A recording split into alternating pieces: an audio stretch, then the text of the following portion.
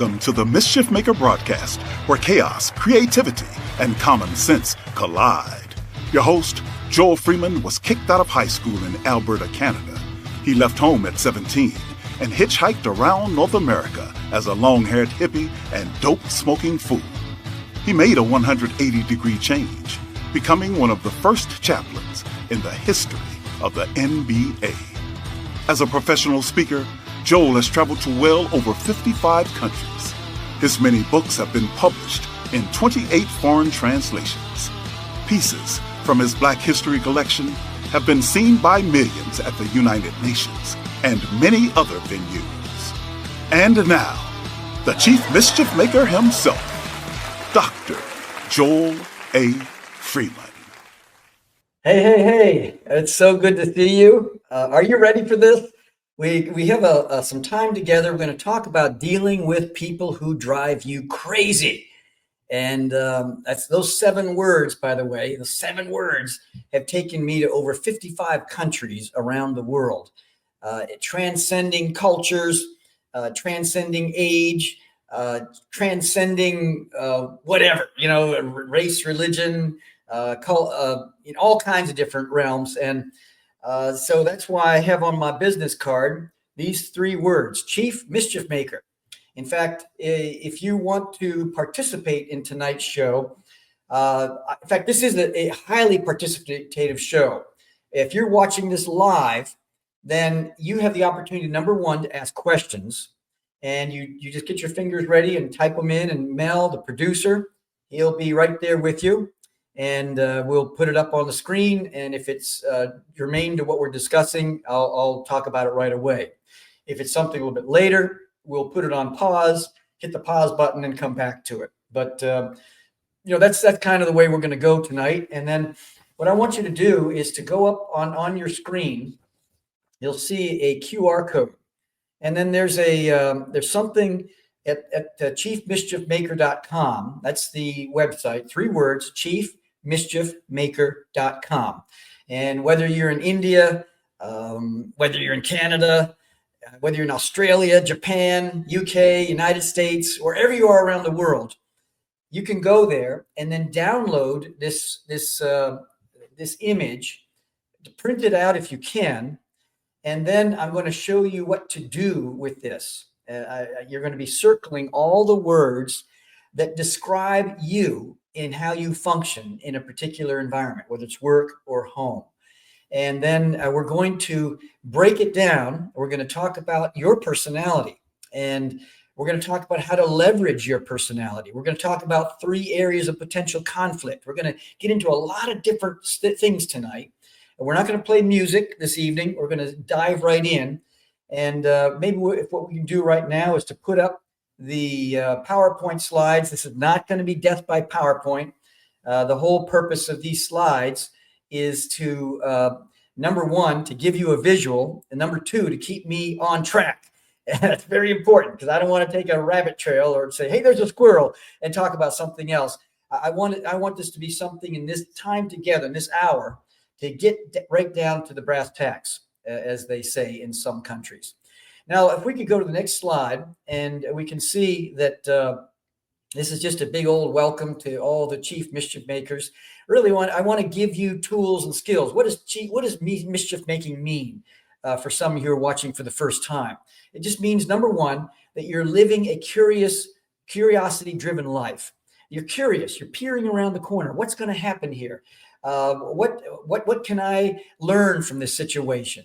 And then also, it's taking a look at things like personality and looking at it through a different lens, from a different angle, and helping to understand a little bit more about the way we're wired, what has contributed to the way we're wired, and how we have built-in conflict. Go to the next slide, and you can see that we have this personality profile. And once again, go to Mischief Maker, chiefmischiefmaker.com, 3 words, chiefmischiefmaker.com, or click on the QR code if you're on a laptop and you have your cell phone. You know how to do that. I don't need to. Well, I'll tell you. Put your camera on, and then up will pop a thing on your cell phone that'll tell you exactly what what you're supposed to do. The website to go to. Scroll all the way down, and then you'll see this right here. You'll see this particular piece. And let's go to the next slide. And on this next slide, I've got some just kind of an overview. We're going to try to pack as much information in here without it feeling rushed. What I want to do is to kind of take a leisurely, lollygagging tour of our personalities and the areas of potential conflict, 3 areas of potential conflict, and also communication. And then, of course, helping you understand your personality profile and your personality. And, I figure we're all tuned into the radio station, WIIFM. What's in it for me? This is what's in it for you for tonight. You're going to learn more about the way you're wired and some of the hot buttons. And the next slide will kind of give us a quick overview here of I worked with the Bullets, the Wizards, 20 seasons working in the NBA. Next slide. And I worked with folks like Shaquille O'Neal. And next slide was coming up here. I worked with these guys here, got a ring. Next slide. And we have a situation where you see Shaq's shoe. Now, if I had Shaq's shoe right here, Shaq's shoe is at Studio A. We're at Studio B right now. And I wish I had it here because it would dwarf the size of my head, my body. It's 22 in US standards. And I can't remember what that is in European EU standards, but it's a giant shoe, size 22. And then you have George Murasan. You can see him he's standing in the doorway with my wife. My kids are really young there, and we're standing there, and he is standing above the door jamb. He has to bump his head everywhere he goes, 7'7". And in Romania, they call him Ghița, which is in Romanian means tiny, I understand. I don't know Romanian, so I'm just going by what I've heard. But the reason I bring the shoes here is because you think about life in these shoes. What's it like being an NBA player, whether it's Shaq or anybody else? What's some of the upside of being a player? You get great seats in restaurants. You make a lot of money. But the flip side, the dark side to that is that there's a lot of people looking for something from you. And sometimes you don't know how to trust people because people have these hidden agendas and not so hidden agendas. And so we're going to flip the channel here. And if you can go to the next slide for Anne Cleves, if the QR code says it's deactivated, it's because it's forwarding to it. Then maybe your setup isn't allowing it. Just punch in chiefmischiefmaker.com, those 3 words in your browser, and that'll bring it up. And then go to the very bottom of the page and look for this particular piece right here, and either print it out or whatever. And I'm going to show you what to do with it before our time is over. And so when it comes to, thank you, Ann. So when it comes to the shoes, we're going to flip the channel here, and we're going to talk about life in our shoes. And every one of us has the personal identity. It's the need to stand out in some way, and the need to just to have when we walk into a room or you're on your job working with your team, that there's certain factors, certain issues that come up that they say, oh, this person, you know what to do about this. We've been watching you. We understand that this is your area of giftedness and your ability, your talent to deal with the situation. And then also there's another need. It's organizational identity. It's not only need to stand out in some way, but also to have a sense of belonging. Now, there's some people that hate to be in the public eye, and they want to kind of stand back. And I'm thinking for the rest of your life, think of ways to leverage your personality, leverage your abilities so that you can speak up and stand out. And then the next thing is in terms of people who can stand out. There's some people who grab the spotlight and they just have no problem dealing with those situations. I would say for them that you need to either the rest of your life look for ways to meld with your team, giving other people the spotlight. And so it's different things, strokes for different folks, if you will. And I don't know what to say. If the owners needs to log in to reset it, oh my goodness, that's not good. That's not good at all. Chief mischiefmaker.com is not going forward to it. I'm so sorry, Ann. I'll tell you what, if you send me, my email is greatworkshops@gmail.com. That's great workshops, plural, greatworkshops@gmail.com. For anyone watching, send me an email and then I will send this to you. I'm sorry you won't be able to participate in real time if you're live, but at least you'll be able to, and anyone who's watching this as a podcast, great workshops, plural, @gmail.com. Put my name in the subject line, and then just say, I want the personality profile, and I will send that to you as quickly as I can if you send that email to me. And I apologize. I've got to figure something out here, I guess, with my with this chiefmischiefmaker.com, and I will. So next slide, we can see that it's life in our shoes. And this is what's known as an event, not a process. Now, some of you work at places, you might have a process meeting every Tuesday morning at 9:30.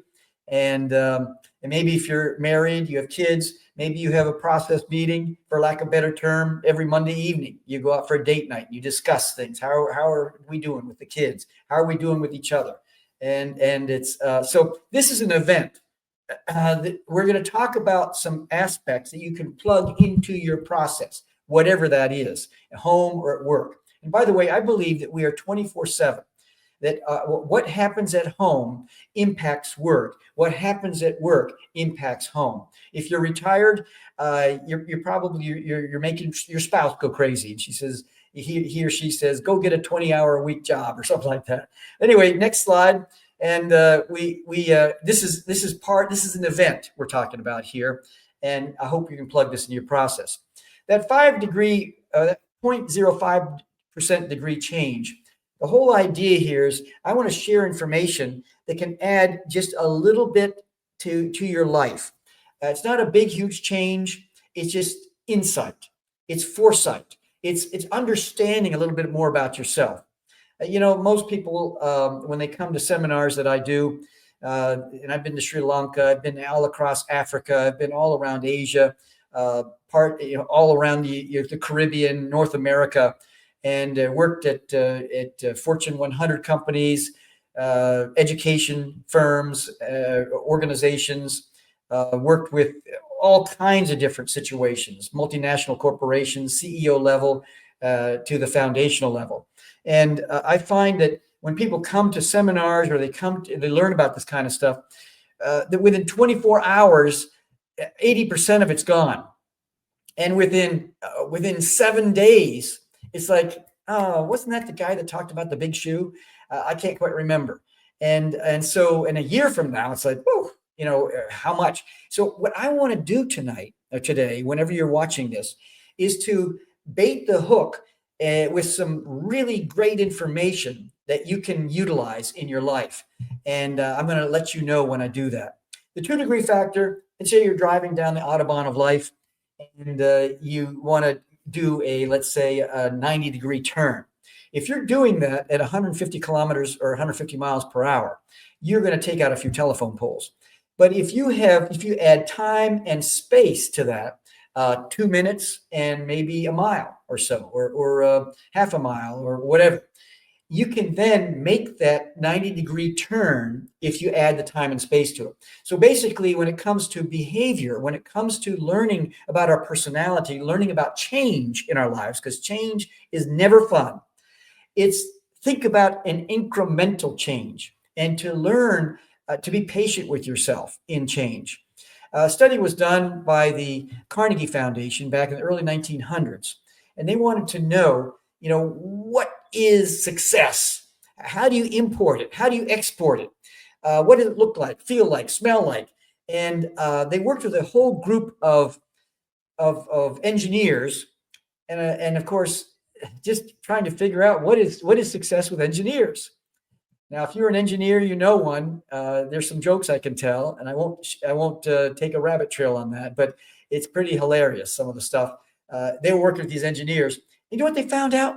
They found out that 15% of success is based upon technical competence, but 85% of success is based upon our interpersonal skills. Now, when I travel around the world and I talk with people, I assume that the people who are in front of me are profoundly competent in what they do. If they're scientists, engineers, artists, whoever it is, educators, they're really good at what they do. But you know what? It's that melding together, it's working together as a group of people, as a team. And it's that those interpersonal skill issues. So 15% technical competence. I think our colleges and universities do a pretty good job of bringing that to the forefront in people's lives, technical competence. But one thing I think that we're failing in is helping people with the 85%. That's why I have dedicated my life to working with the 85%, because I find that it is so incredible. You can have a mission statement here and have people that are walking, crawling, running toward that mission statement. Some people are doing a fast approach. Some are a slow approach. Some ask a lot of questions, but they all have the same mission statement. And then there's built-in conflict. There's no cosmic conspiracy. We get on each other's nerves just by being ourselves. And so we have the whole idea of being chronologically mature and emotionally inept. I don't know about you. I'm 70 years of age. There are times when chronologically 70 years of age, I've got a Ph.D., I've got a lot of education, a lot of experience, a lot of travels. Sometimes, I'll tell you a little secret, sometimes it's like I'm 11 or 12 years of age emotionally. And I think, wait a minute, Dr. Freeman, when I'm talking to myself, I'm not saying that, but I'm just kind of yelling at myself saying, come on, grow up. And maybe hopefully today we can talk about some emotional, some ideas and how we can leverage this information so that we can bring our emotional age closer to our chronological age in marriage, raising kids, dealing with the next door neighbor, at your faith group, at your job, whatever the environmental focus is, to work it in that way. Because I think most people come to their marriage with pretty good intentions, but people don't respond to intentions; they respond to behavior. That's why we're talking about behavior here. And any strength overused can become a weakness. You can be very blunt. I love blunt people. They tell you exactly what you're thinking. There's no equivocation. But you know what? There comes a law of diminishing returns where a person is blunt, blunt, blunt, blunt, blunt, blunt, blunt, and they come to this point, and it's like, they're too blunt. It's like that strength came to a tipping point where it now became a weakness for that person. Or a person can be a quiet, gentle soul, and just kind of go along, get along. And I don't mean that in a negative way at all. It's just kind of a wonderful approach. But then there comes a point where all of a sudden they hit a tipping point where there's no boundaries. They don't know how to say no, and almost let people walk all over them.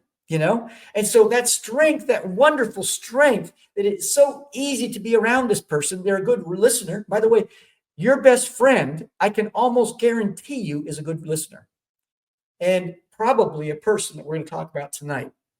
But they come to that tipping point, and now that wonderful strength has become a vulnerability, a weakness in their lives.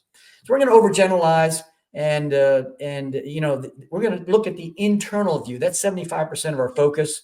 It's retaining curiosity. It's not getting jaded. And it's what we learn, next slide, after we think we know it all. And that's what I think is so important here, is that wisdom explores beneath the surface, that whole iceberg thing, and so it's the Joel, nice name. I love your name, Joel. I'll tell you a joke about that maybe sometime, but have you read the book 5 Love Languages, about creating a language of love that means something important for your partner, not what you think love is? I love that book. Giving gifts is a love language. The whole idea of spending time with someone is a love language, and especially in marriage. Thanks, Joel. Especially in marriage, that is very important to learn. But also, if you're a boss, if you are someone that's working on a team, it's really good to understand those love languages, but especially in marriage and raising kids. Thanks, Joel. Moving along, next slide is the whole idea of what we learn after we think we know it all, because problems can't be solved at the same level of awareness that it created them. That's Albert Einstein. At least it's accredited to him that he said that. Next slide. So what happens here is that I want to give you a gift. And it's kind of like if this pen right here was was gold, a golden pen. I just want you to understand that this pen by itself, if I were to hand it to you, here I am going digitally handing it to you, instinctively, when I'm with groups, people will use their thumb, their opposable thumb, and their index finger to receive that gift.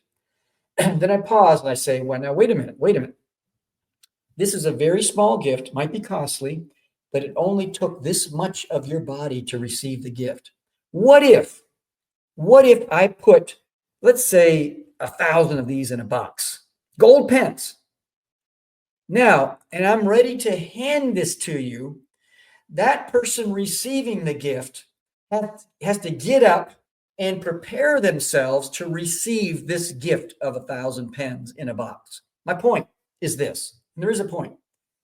It's going to take all of you to receive this gift. It's not something that's just like, oh, this is like a psychological parlor trick, for this hour with the Mischief Maker. It's going to be something that, excuse me, is going to require all of you. Next slide. So as a leader, what drives you can end up driving other people crazy. And I believe all of us are leaders. You might think, oh, no, I'm not a leader. Yes, you are. Your attitude leads and guides. As a parent, you're leading and guiding your children if you have children, grandchildren if you're a grandparent. Next door neighbor, you're leading, you're guiding in so many different ways at your faith community. And so some people, they like task accomplishment in a punctual manner. That's what drives them, but then can end up driving other people crazy. Some people they want to be liked, approved of, and that drives them to high levels of accomplishment. Other people, it's maintaining a manageable, easygoing style and pace. Hey, 50 kilometers per hour is my favorite, or 50 miles per hour is my favorite speed. And if you try to get me to go 70, I can do it for a weekend or a week or 2 days. But after that, man, I got to go back to my pace. My pace is the best way for me. And you get the most productivity out of me if you understand what the speed limit is for me as an individual. Some people, they zip along, and that's their pace. And that's where conflict comes in, because someone who loves going at a faster pace, working with someone who loves going at a slower pace, whoa. You've got conflict brewing very, very quickly.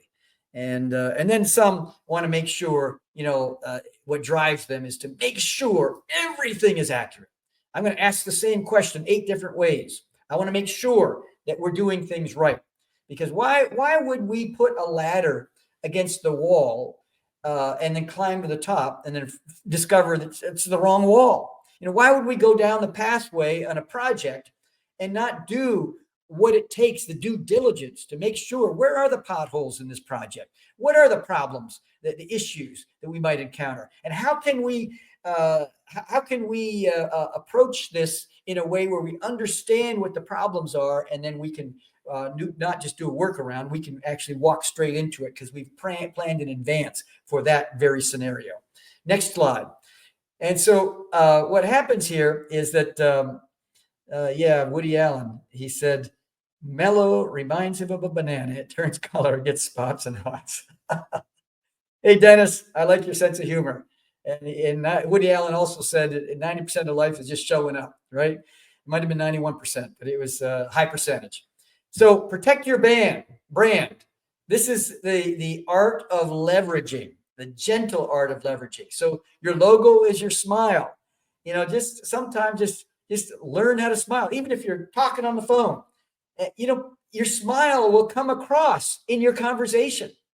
And if you're just going, yeah, I think we ought to be doing this, but what if you're going, yeah, that sounds like like maybe that's a great idea, yeah, or maybe we should be thinking of this way, and you're deliberately smiling, it telegraphs across the phone line to the other person, and it puts a whole other spin on whatever you're discussing. Could be very serious, but the smile will let them know you're confident, that you you have poise. And that's what leaders do, is they telegraph something that's internal that comes out. And the smile, a lot of sales companies, what they do is people are on the phone, hello, Mr. Smith, hello, Mrs. Jones. I've got this refrigerator to sell, or these widgets to sell. And they put mirrors in front of them, because they say, if you get on the phone and you're talking to someone and you don't have a smile on your face, they're going to know it. They're going to see it. They're going to feel it, so to speak. And the trademark is how you leave other people after they've had an experience with you.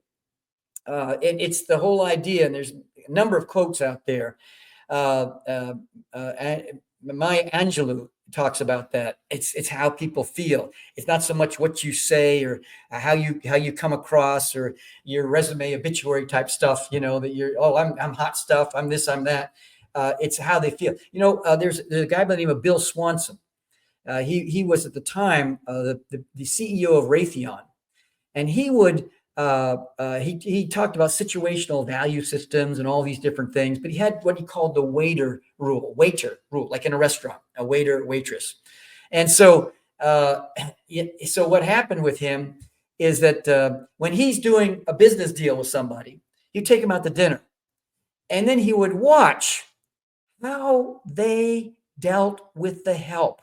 If they were demeaning, demanding, he didn't care how much money Raytheon was going to make from the deal. He said, I am not going to do business with someone that treats the help, the waiters, the waitresses, in a demeaning manner. And so it's the whole idea. That's your trademark. And then your word is your bond. I don't care if it hurts you. If you made a promise to somebody, I don't care if you wrote it down, because what you've written down is only as good as your character. Your word is only as good as who you are. Because if you have any kind of some kind of a contract, there are lawyers. They study contracts to see how you can get out of them. And so if you're that kind of person, I'm sorry. I'm sad for you. But it's the whole idea of your word is your character that comes across. And your business card, that's your personality. And that's what we're talking about tonight. We're going to go to the next slide. I want to tease you a little bit. Next slide and the next slide. Let's go to the next slide here. We're going to get into this personality profile in just a second here.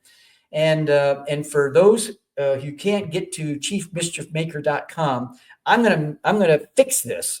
Because I think it was Anne said that she can't get through to it, but go to greatworkshops@gmail.com. Just send an email, put my name, Joel Freeman, or just Chief Mischief Maker if you want. I'll know who it is, and just say, I want the profile. I'll send it to you. Okay. And then after the fact, you can then jump in and kind of do a retrofit on the information I'm sharing tonight.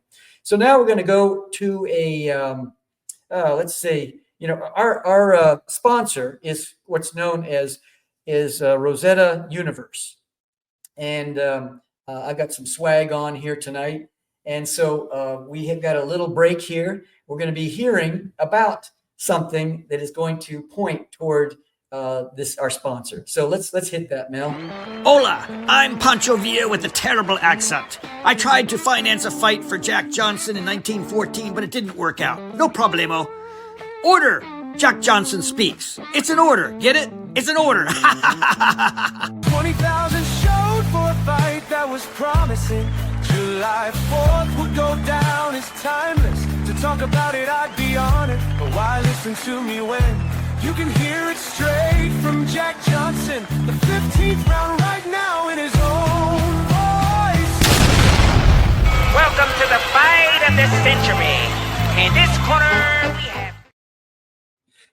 Well, I hope you enjoyed that little ad. I did the voiceover for that for Pancho Villa. I can't do it again. Hello, I'm Pancho Villa with a terrible accent. It's just crazy. Anyway, that's the kind of stuff I do at 1:30 in the morning, and it feels cool at the time, feels funny at the time, but later on, who knows?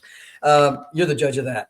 But anyway, in this booklet, if you're in the United States, if you go to jackjohnsonspeaks.com, and I'm hoping that one works.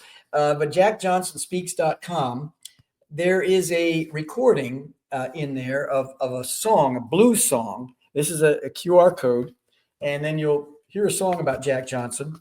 Now, what happened? What happened is that I own in my Black History collection this disc from 1910, 150. It's over 100 years ago, and I have a QR code with a secret code that I'm covering up here. You have to get this booklet to find the secret code. And then what happens here is that also I have Jack Johnson's 10-point war strategy for how he prepared for the fight of the century and how he won it. And then in the back of the booklet is bonus material. I mean, this booklet should be probably 100 pages. So much bonus material in the back of this. Now, and then also Black History 365. I think it's on page 974. We talk about Jack Johnson in this. Dr. Walter Milton, myself, put together the Black History 365. It weighs 5.5 pounds, by the way. And then this is what I want you to really think about is Rosetta Universe. If you go to rosettauniverse.com, this is all about a plan to take the Rosetta Stone, this ancient artifact, and transform it into a modern metaphor for problem solving and critical thinking. It's a gigantic project. And if you are at all interested in this, check it out. Take a look at the media center and then get back to me. And we can discuss ways, some ideas, any connections, ideas, advice, wisdom that you might have for me. But I think you'll really be taken by that. Let's go back to the PowerPoint slide. Once again, this is not death by PowerPoint. It's just to keep me on schedule here. And so here we have, in the next half hour, we're going to unpack this in a very dynamic, hopefully dynamic way.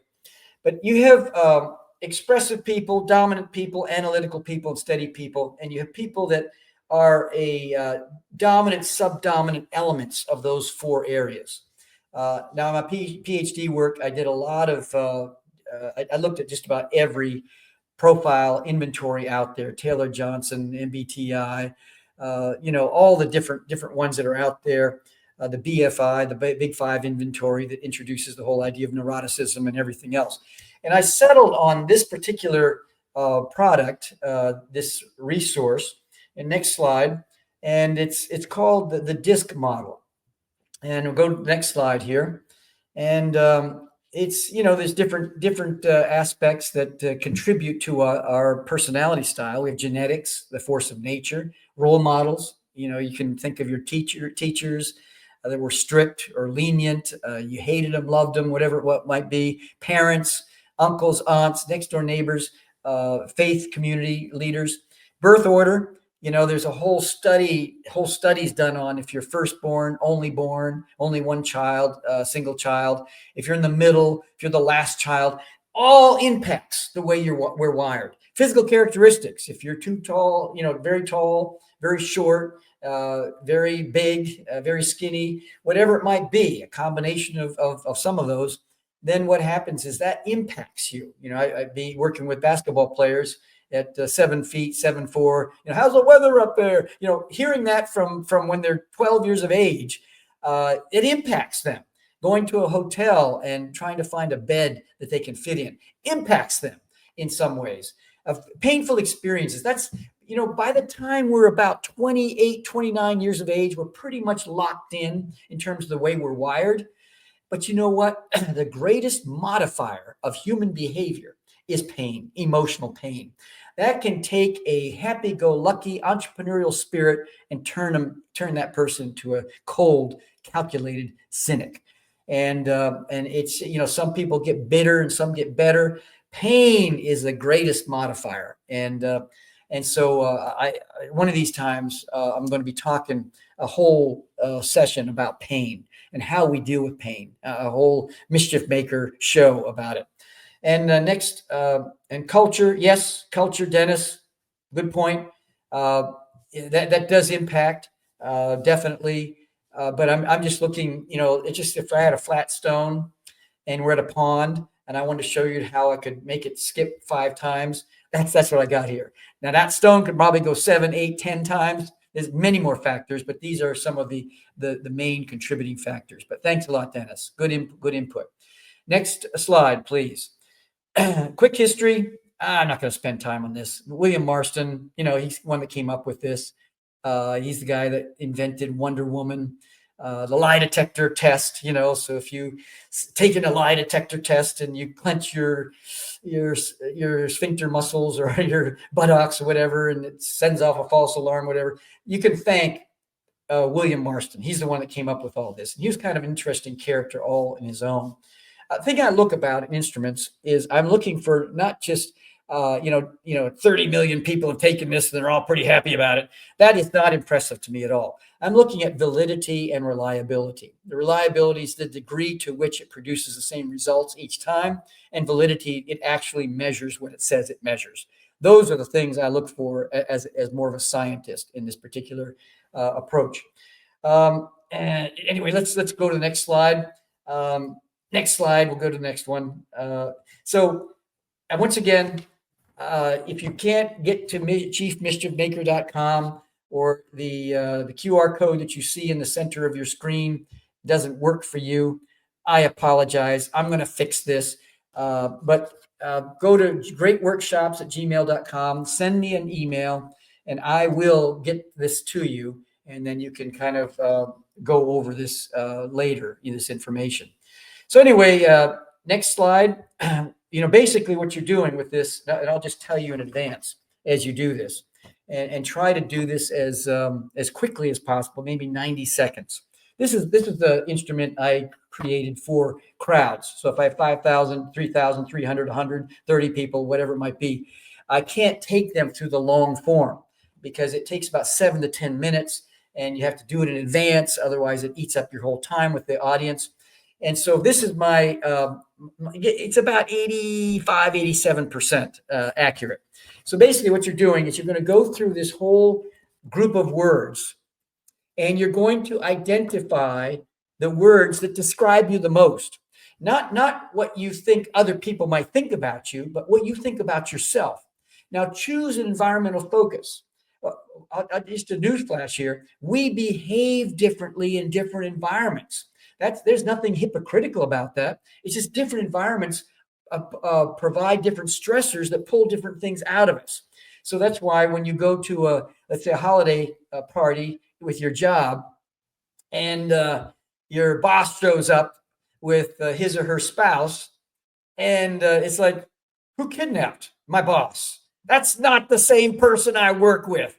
It's because home life is different. Pulls out different stressors, and work life pulls out different stressors. So we adjust accordingly. That's why it's important as you're taking this, think about one particular environmental focus. You see words like influential, words like trusting, critical, conscientious, supportive, conforming, cautious, conventional, restrained, accurate, predictable, good listener. And you're basically looking at, does this describe me in this environment and how I behave? And not how I think they think I behave, but how do I behave? And it's a forced instrument. It's an inventory. It's forcing you to make a choice in 90 seconds. So it makes you more intuitive and less analytical in the process. So then what you're going to do after you've circled all these words or identified these words, next slide, we're going to then, what you're going to do is you're going to notice that there's 2 points here, and you're going to go draw a line down the middle, and then you're going to be looking for the words emotional and unsure, go in between those 2 words, and then go all the way across. So that what happens here is you have these 4 these quadrants, 4 sections. And then what you're going to do is you're going to place in the upper, now you want to write this down if you don't have one of these in front of you. Write this information down so that you know what you're doing when it comes down to working with this. In this upper right-hand corner, you're going to put the letter D. In the upper right-hand corner, put the letter I, like influencer. In the lower right-hand corner, put the letter S for steady or steadiness. And then in the C here, more analytical, the C is, you're going to put that letter there. So it's D, I, S, and C. That's S and C. So hopefully you can see that as you're looking at the screen right now. Now, next slide. And so, by the way, you're seeing here, if you go back, Mel, just the previous slide, what you're seeing here is that we counted 7 in the I quadrant, 6 in the D quadrant, 3 in the S quadrant, and 1 in the C quadrant. So now what I've determined here is that there is a higher level, even though it's 7, only 1 point over. There's the I is dominant and the D is subdominant.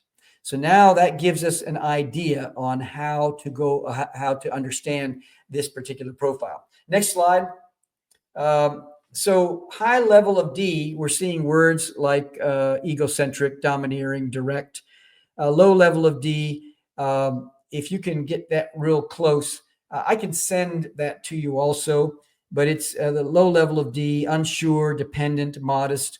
A high level of I, we have words like gregarious, emotional, kind of entering a room mouth first, so to speak. A low level of I, and we have words like withdrawn, self-conscious, aloof. We flip to the next slide, and we can see the high level of S. We have passive, patient, loyal, so on.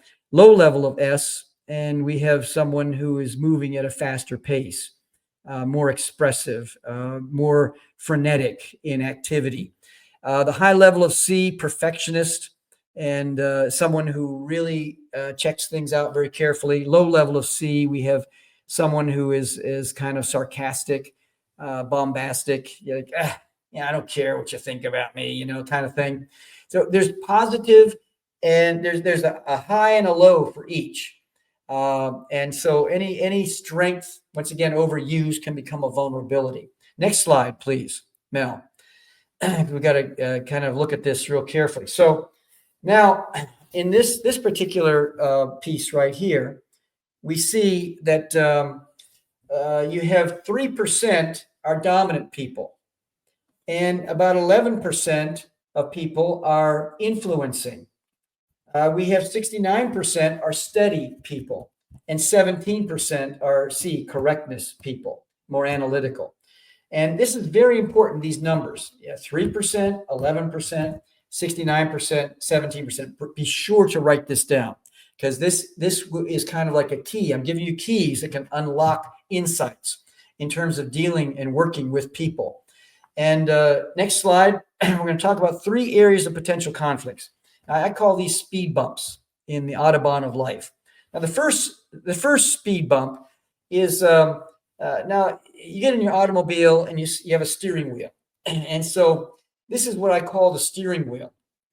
So the steering wheel goes either to the right or the left. And so if you're more task oriented, if you're CD dominant or dominant subdominant, then I can almost guarantee you, I'm not a betting man, but I would almost bet the farm on it, that you're more task oriented, and you're more interested in let's get the job done. I'm not here to make friends. I like you, okay, but I don't have a great need for anyone to come and say, hey, you're doing a good job, blah blah blah, all that kind of stuff. 80%, you have the whole idea of people orientation. And so if you're a high I, high S, or a combination of the two, your steering wheel is leaning more toward driving more toward people.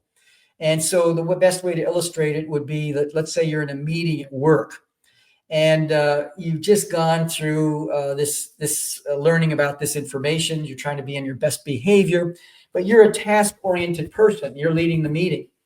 And so while you're in the meeting, you're just saying, you're waiting for everyone to get ready, and you got an agenda. And people-oriented people are in there. They're just talking about, hey, did you know my cat got run over by a car? You're just like, what? What are we talking about? A cat run over by a car? Yeah, we call her tripod now. And everyone starts laughing. And it's just, yeah, I had a dog. You still survived. It's just like, what are we doing? Folks, we got an agenda here. And you can just feel the tension. The task-oriented person is like, whoa, this is way off the field of what we're here to discuss. And so this is where the tension comes in. The steering wheel, one toward the task, one toward people. The people-oriented folks are thinking like, whoa, somebody's, a diva right now. And you need to chill a little bit. Here's a chill pill. Take one because, just come on, They're more interested in morale. Are we celebrating people's birthdays and work anniversaries and all this kind of stuff? They're more interested in the feeling side of things, and we'll get the task done, but have a lot of fun doing it. So you can feel the tension. The second area of potential conflicts, as we go to the next slide, is not just the steering wheel.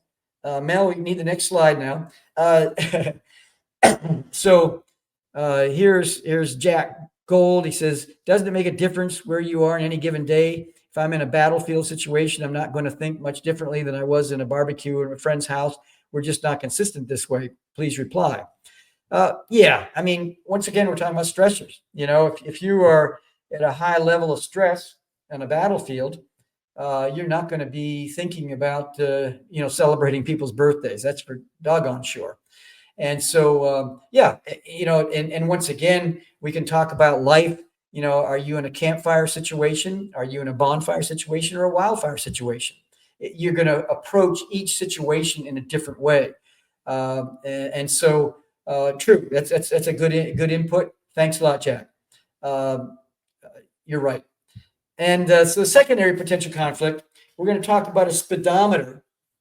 And a speedometer, or a gas pedal, if you will, because the gas pedal is producing what's on the speedometer, is that we're now talking about IDDI. If you're an IDDI dominant, then what happens is that you are going to be functioning more at 170, 150 kilometers or miles per hour. You're just going through life real fast.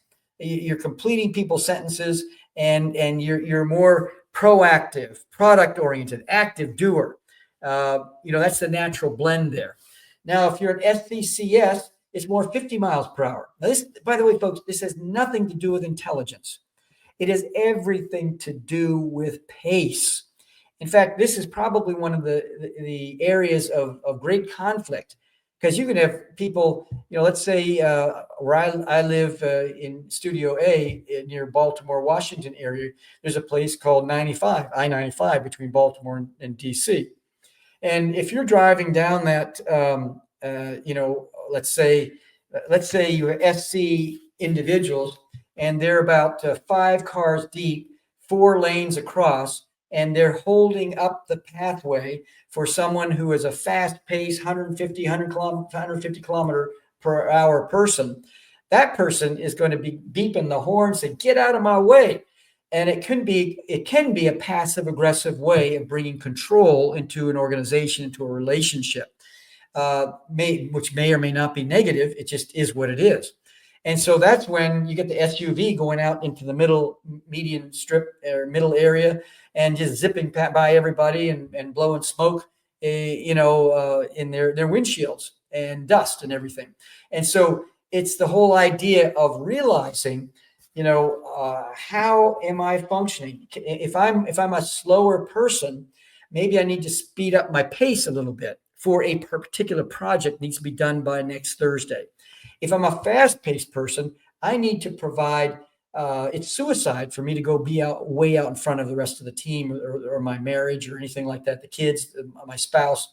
So I need to build on-ramps for people to be able to join me. and then get a sense of their pace and maybe slow down a bit and just see, what is working. And maybe for a special project for 2 or 3 days, say, hey, I'm going to go way out front and I'll come back. I'll be like the lookout, the scout, and I'm going to come back with some information, but I'm going to work at my own pace and bring that back to us. So that's a secondary potential conflict, big area of challenge. So 14%, take 11 and 3, 14% of people are fast paced, generally speaking, in organizations and in countries. And then 69 plus 17, 86% are slower pace. Once again, nothing to do with intelligence. It has to do everything with pace. And now let's move to the next slide.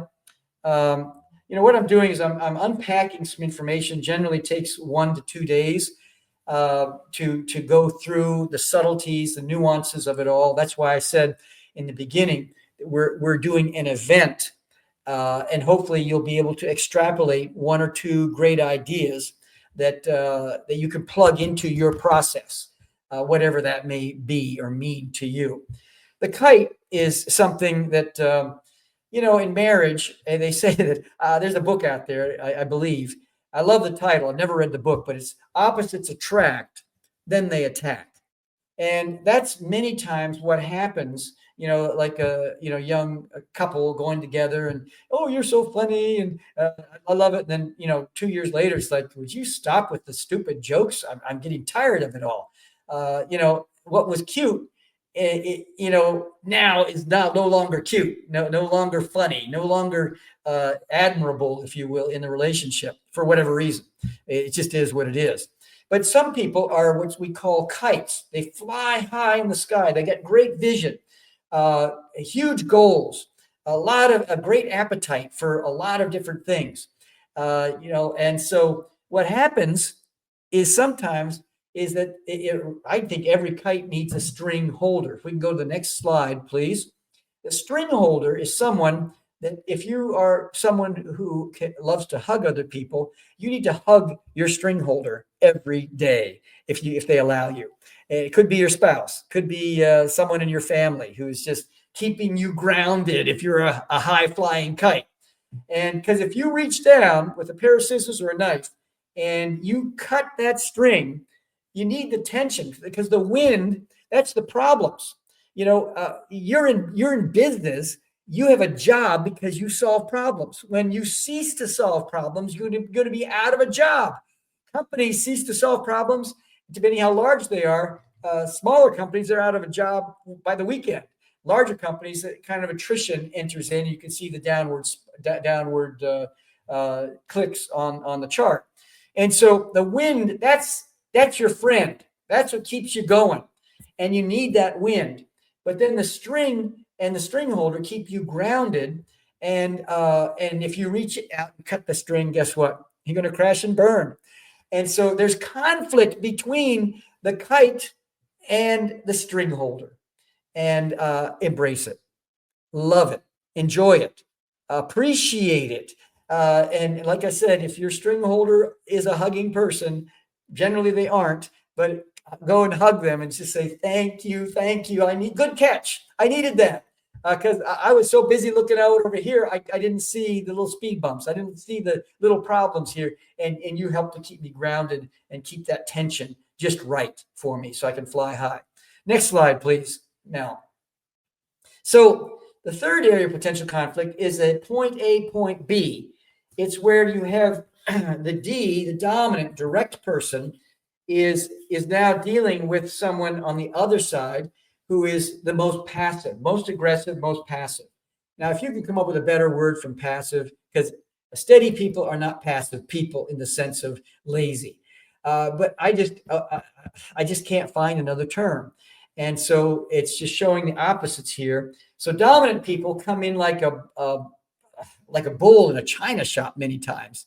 And then the steady person is like, whoa, please go play in the traffic at 5:00 in the afternoon because you are not impressing me. The more you push, the more I'm going to hunker down like a mule. You can't make me mad. You can't move me. You can try to strike me with a stick or something like that to get me moving, but I am not going to be moved because I'm not going to be pushed by your sense of urgency. And so that's where conflict can come in.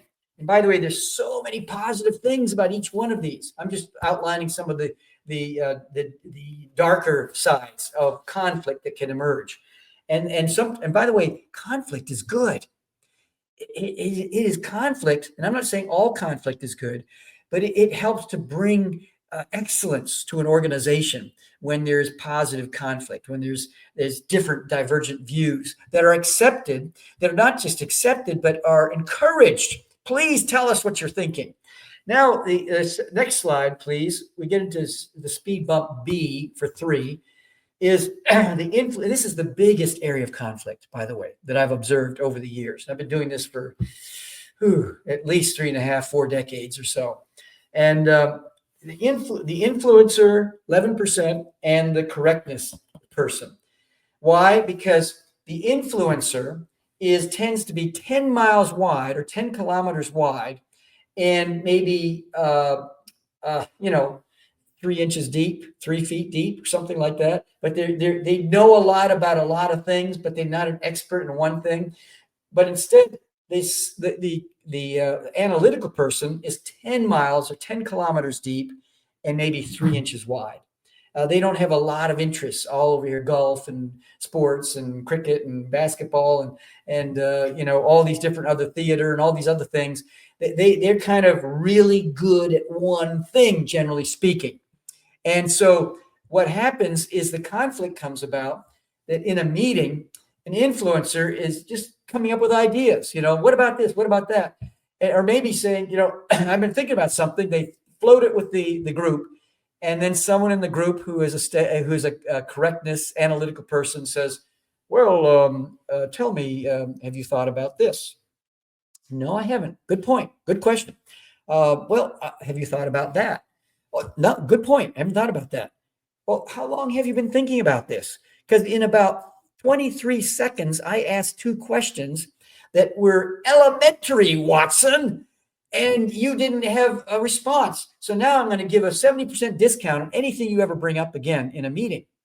So what I've discovered over the years is that for an influencer to come to all the correctness analytical people in advance, if they have that luxury, not always, you don't always have that luxury, go to them and say, hey, I'm thinking about proposing an idea, but would you look for all the speed bumps, all the potholes, all the problems? And then you see someone who's the correctness going, whoa, oh, that's great. This is exciting. And next thing you know, you now have an ally, potential ally in the situation. Well, our plan, let's go to the next slide just to see what it is. I'm not sure. I can't remember what it is. Yeah, we deal with layers and relationships, all these different things, cultural, professional, religious, gender, generational, disability, and we come through the gateway of our personality and how we deal with all these different relationships. Anyway, what I want to say is that, just pause before reacting. Identify the triggers, if I could use that term. It's gotten kind of weird in the last few years, but identify the things. Ask yourself, why is this person driving me crazy? And they might remind you of an uncle or an aunt or some other person in your life that's caused you pain. Identify that, because they might be paying the price for pain from your past, and that's not fair. Set boundaries. Be clear and firm about what behaviors you will or won't accept in relationships. And then don't take it personally. Most of the time, their behavior says more about them than it does about you. Just try to detach yourself emotionally. And then, choose your battles. Not everything, not every person needs to be a battle or be someone a warrior. Use I statements, address an issue saying this is how, without blaming, saying you're doing this, saying this is how I feel, when this happens. And then limit your exposure if possible. Reduce the time and energy you give to difficult people if you've identified them as difficult. And, just practice empathy, use humor. Don't lose your sense of humor in all of this. You're driving someone else crazy, and they're driving you crazy. And seek support. Find that extra person that'll help you. We're going to close now. Go to the chiefmischiefmaker.com.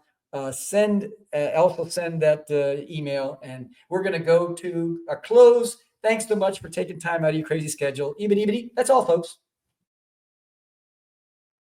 You have just experienced another episode of the Mischief Maker broadcast. Hit the subscribe button. Connect at chiefmischiefmaker.com. Thanks for coming along for the ride.